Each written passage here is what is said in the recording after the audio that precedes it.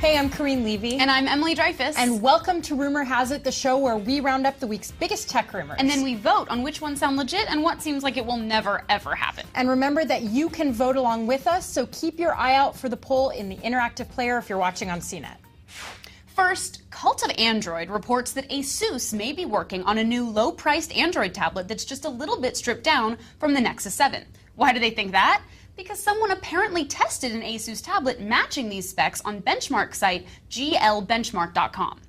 Now, ASUS is the manufacturer of the Nexus 7, and there had been rumors that it would team up with Google to make a $99 version. But then that rumor was called into question when Digitimes reported that Google was going to work with someone else, not ASUS, on the lower-cost Nexus 7. So this rumor could mean that maybe Google is going to work with ASUS on the lower Nexus after all? Or that ASUS is just making this all on its own?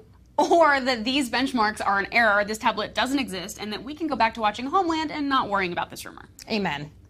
Next up, we have the birth and death of a rumor all in a matter of days.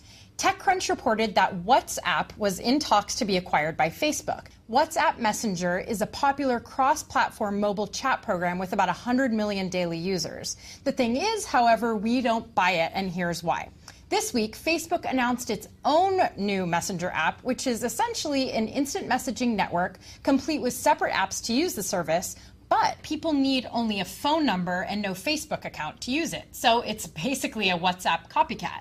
Because of that, we conclude that TechCrunch's sources were wrong. Barring some behind-the-scenes story that we're not anticipating, there's just no incentive now for Facebook to acquire a pre-existing chat app. Finally, an Apple rumor that some of you are excited about is heating up again.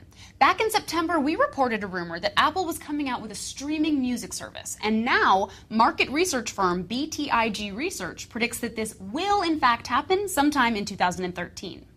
The research report insists that iRadio, as it's being called, will be quote-unquote vastly superior to Pandora, with a global solution, increased skips, and, most importantly perhaps, extended caching so that wireless dead zones are no longer a problem. Remember that Apple bought the music streaming site Lala.com in 2009, and according to a New York Times report in September, the only reason that Apple didn't announce this service at the iPhone 5 launch event was because of a failed negotiation with Sony ATV Music. And that is precisely why I think that this report is bunk. Apple is not good at wooing industry execs. They famously don't play by the whining and dining rules that music labels operate on. So unless their pricing scheme is radically better for the labels than Pandora's, I don't see the labels getting on board with this. And I really don't see Apple offering a better profit margin than Pandora. That is totally not their style. But like I said back in September, I think that this report is likely true.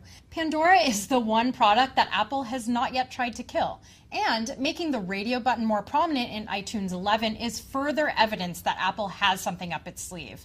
And it could be awesome. It would have access to your music library, so it would already know what you like without you having to tell it. What do you guys think? Will Apple enter the murky mire of streaming music to release iRadio in 2013? And how do you think it could be better than Pandora? Leave us a comment and don't forget to vote while we check in with the CNET Council. The CNET Council is composed of 5 editors who cast their votes anonymously. Their opinions are not an endorsement by CNET or CBS Interactive. Obviously, because these are rumors, folks. And the CNET verdict is split. 3 out of 6 of our editors think that Apple will not come out with a streaming radio app. 3 think that they will, and only 1 editor was optimistic enough to believe that it'll be vastly superior to Pandora. Now, we had so many great comments last week about Darth Vader's new role in Disney's Star Wars franchise that it was really hard to pick a favorite. Some were funny, some were angry, many were creative, all were delightfully nerdy, but this one seemed like it was the most probable. Will you please read this in your best nerd voice? Sure. My nerd voice has allergies. Okay. This one came from Triari3. In the episode between 3 and 4, Darth Vader took 20 years to travel around the galaxy and hunt down Jedi in hiding after the Jedi Purge. I could see some epic story, even a trilogy, that might spit out from this time frame, which could also give us more insight on the early days of the rebellion. Oh my God. That is our show, everyone. Please share your rumors with us at rumorhasit@cnet.com or call us at 1-800-750-CNET or tweet to us. And tune in next week for more tech rumors.